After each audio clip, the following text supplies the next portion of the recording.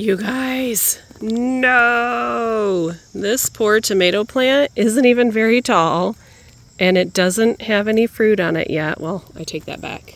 There's a couple of fruits. I came in here just to check on other things, and I saw this first, and I went, you've got to be kidding me. This is what I call grenade poop, by the way. Doesn't it look like tiny little grenades? So then I'm like, oh no, where is it? Where is it at? Where's the culprit?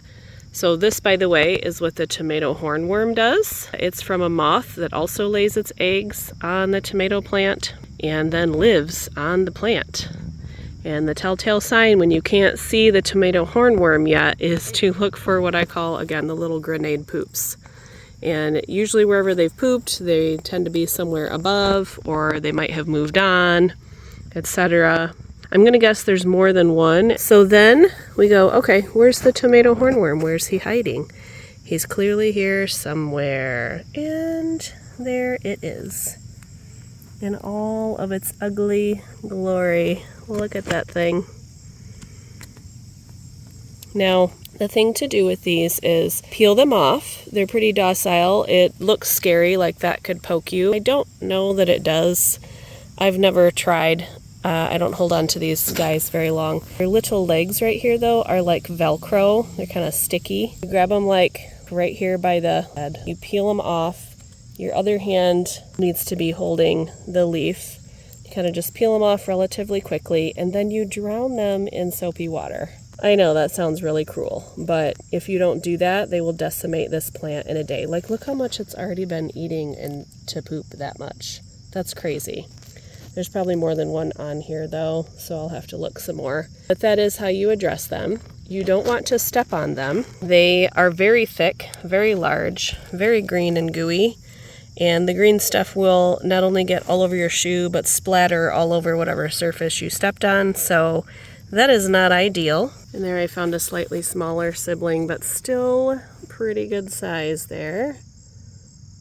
Yeah. So there's another thing you could allow, but I don't see how this would be successful. Some people have had it be successful. There is a certain type of wasp that likes to lay its eggs in the skin of this critter. And then when it hatches, it actually kills the tomato hornworm.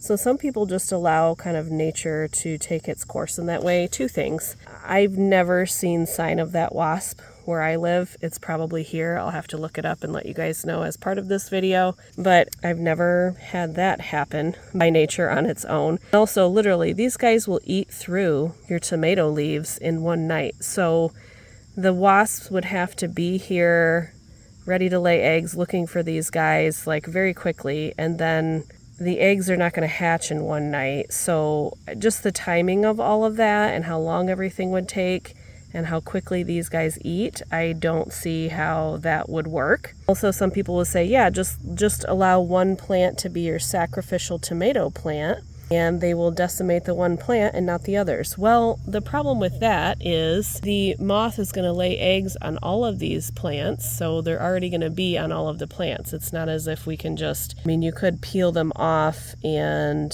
put them on one tomato plant, but you're still going to have them on the other plants.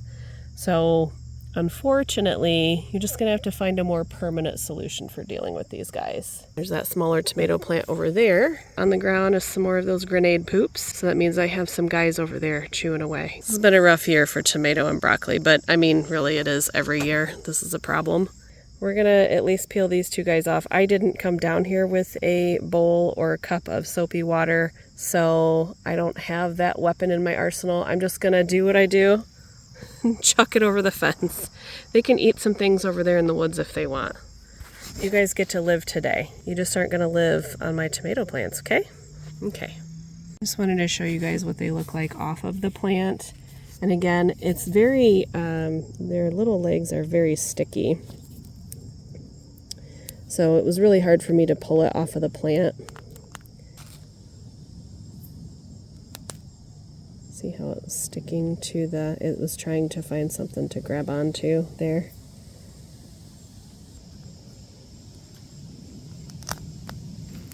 A couple of other things I wanted to mention. So if you see this sort of thing where the tomato plant has been nipped off at the end. The leaves, there used to be leaves right here.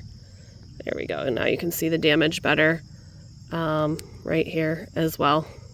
So that means they've already moved on from that area. And then of course, like I said, you'll see the poop kind of below where they have been. The poop though, the location of the poop will give you an idea of where they're currently at as well. Like that was a lot of poop, and that one was hanging off of, I think, this leaf right here, starting to decimate it. Kind of want to look where the healthy leaves still are, and they do like to hang on the underside of something to hide, and because they blend in so well, and then eat away. All right, this one on this plant was harder to find, and again, the size of the poop will give you an idea of how big the worm is, and that's just something that once you get experience doing this over time, you'll kind of have to figure out. So I can tell this one's on the smaller side, but still should be big enough for me to be able to see it. This one took me a little bit to find though, guys. I'm like sitting on the ground on all different angles of the plant. You want to lift up gently like this to try to look under the leaves if you can't see it. I want to see if you guys can see it in this shot, just to show you how well they hide. I mean, that's what they're supposed to do though.